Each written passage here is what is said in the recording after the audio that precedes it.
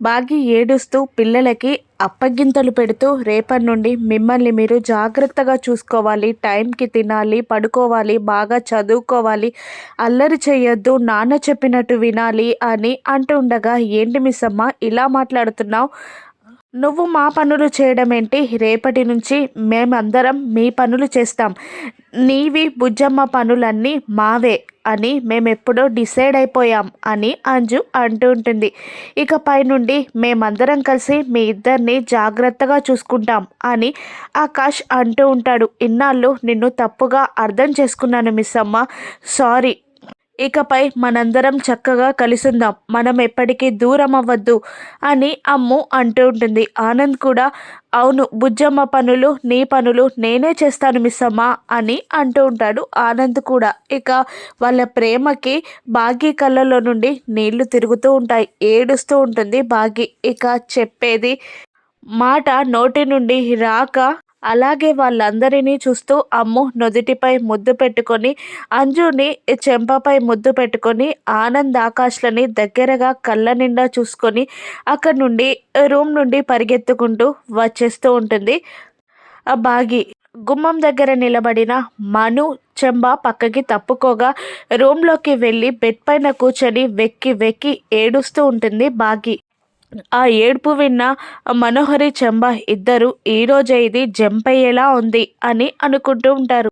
అవును మనోహరి ఈరోజే వెళ్ళిపోతుందేమో అని అంటూ ఉంటుంది చెంబా కూడా. మరోవైపు ఆరుని ఎత్తుకున్న అమర్ ఇలా అంటుంటాడు, ఇక నువ్వు వెళ్ళు రాతోడ్, నేను చూసుకుంటాను, లేట్ అయింది కదా, నువ్వు కూడా పడుకోవాలి కదా అని అంటూ ఉంటాడు అమర్. పర్లేదు సార్, నేను ఈరోజు ఇక్కడే ఉంటా, ఒక 2 days ఇక్కడే ఉంటాను సార్, నేను కాపలా కాస్తాను అని అంటూ ఉంటాడు రాతోడ్. పర్లేదు రాతోడ్, నేనున్నాను కదా చూసుకోవడానికి, నేను చూసుకుంటానులే, నువ్వు వెళ్ళు అని అమర్ అంటూ ఉంటాడు. అలా కాదు సార్, నేను ఒక 2 రోజులు కాపలా కాస్తాను అని అంటుంటాడు రాతోడ్. అవసరం లేదు రాతోడ్, నేనున్నాను కదా చూసుకుంటాను, నువ్వు వెళ్ళు అని అమర్ అనగానే అలాగే సార్ అని అంటూ వెళ్ళిపోబోతూ ఆరు మేడం అని ఆరుని కాసేపు ఆడిస్తాడు రాథోడ్. అప్పుడే బాగి కిందికి దిగి వస్తుంది. వెళ్తున్నావా రాథోడ్ అని అడుగుతుండగా అవును మిస్ అమ్మ అని అంటూ ఉంటాడు రాథోడ్. భోజనం చేసి వెళ్ళు అని అంటూ ఉంటుంది మిస్ అమ్మ. పర్లేదు మిస్ అమ్మ, నేను ఇంట్లో తింటాను అని అంటూ ఉంటాడు రాథోడ్.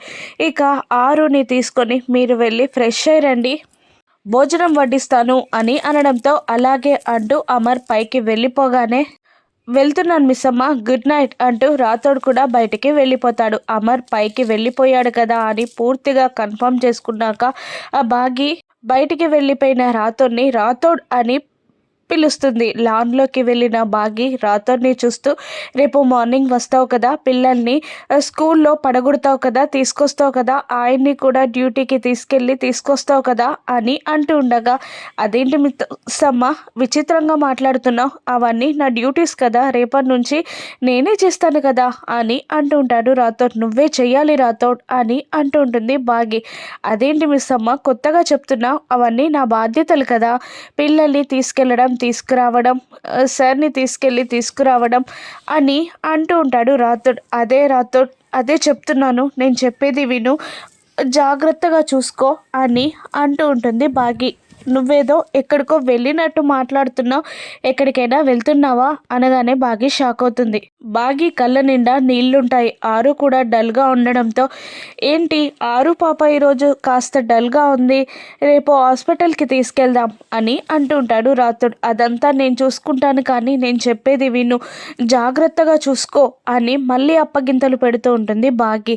ఏంటి మిస్ అమ్మ ఎక్కడికైనా వెళ్తున్నావా, అదే మీ నాన్న వాళ్ళ ఇంటికి 4 రోజులు వెళ్ళాలి అనుకుంటున్నావా అని అంటూ ఉంటాడు రాథోడ్. అవును అంటుంది బాగి.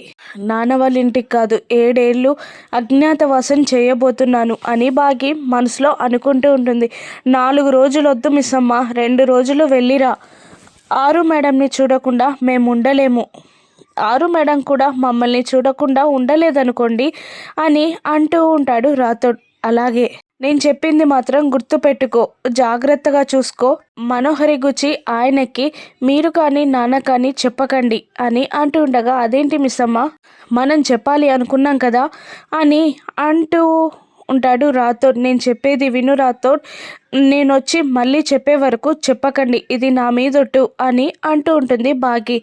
అలాగే మిస్ అమ్మ, గుడ్ నైట్ మిస్ అమ్మ అని మిస్ అమ్మని అర్థం చేసుకోకుండానే అక్కడి నుండి వెళ్ళిపోతాడు రాథోడ్. ఇక భాగి అమర్ పడుకుంటారు. పాప ఉయ్యాలలో ఆడుకుంటూ ఉంటుంది. ఈ రాత్రి 1-1:30 మధ్యలో లేస్తుంది భాగి. పడుకున్న అమర్ని చూస్తూ లేచి వెళ్ళి అమర్ కాళ్ళకి దండం పెట్టబోతూ అమర్ కాళ్ళని టచ్ చేస్తే నిద్ర లేస్తాడు కాబట్టి చేతులు జోడించి దండం పెట్టి, సారీ అండి, మిమ్మల్ని వదిలిపెట్టి పాపను తీసుకొని వెళ్ళిపోతున్నాను. నేను 7 ఏళ్ళు అజ్ఞాతం వాసం చేయాలి, తప్పదు, అమ్మో బాగు కోసం తప్పదండి. మీకు కోపం వస్తుందని తెలుసు, మీరు బాధపడతారని తెలుసు, మేము లేకుంటే తట్టుకోలేరని కూడా తెలుసు. మిమ్మల్ని అంత కష్టపట్టి మిమ్మల్ని అంత బాధ పెట్టి ఏడిపించి నేను 7 ఏళ్ళు దూరంగా వెళ్తున్నానండి. నన్ను తప్పుగా అనుకోకండి, అమ్ము బాగు కోసం తప్పదండి. మీరు నా ప్రాణం, మిమ్మల్ని వదిలిపెట్టి వెళ్ళడం నాకు ఇష్టం లేదండి, కానీ అమ్ము కోసం తప్పదండి.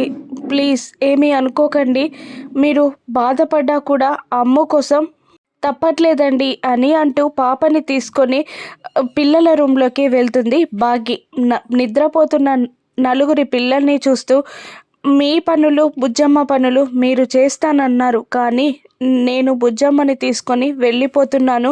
7 ఏళ్ళు మీకు దూరంగా ఉండబోతున్నాను. 7 ఏళ్ళ తర్వాత కలుద్దాం. అన్ని రోజులు మీరు చక్కగా ఉండాలి, నాన్న చెప్పినట్టు వినాలి.